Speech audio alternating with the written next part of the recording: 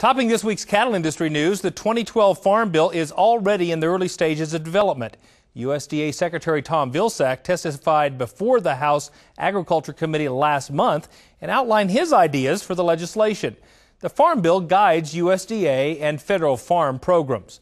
Vilsack noted that agriculture is responsible for 1 of every 12 jobs in the U.S. economy.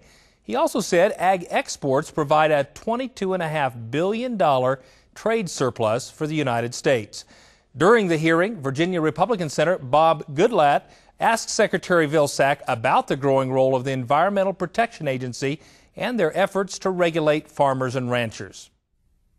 Farmers are feeling a little bit, in fact, more than a little bit, pressed by the EPA, and we wonder if the USDA can help with that. Last month, we brought in the major heads of all the commodity groups to EPA to meet with Administrator Jackson. It was a very interesting conversation because there's a lot of misunderstanding about some of the rules and regulations, and it was an opportunity for there to be clarification and a commitment to set up working groups with the EPA and the commodity groups.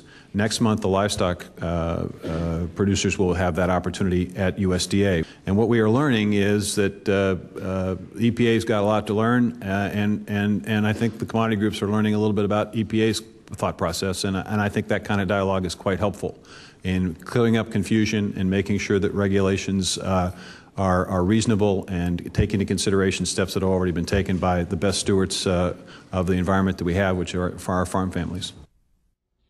NCBA is especially active in challenging the EPA's growing influence and the impact of unfounded environmental regulations on farming and ranching operations.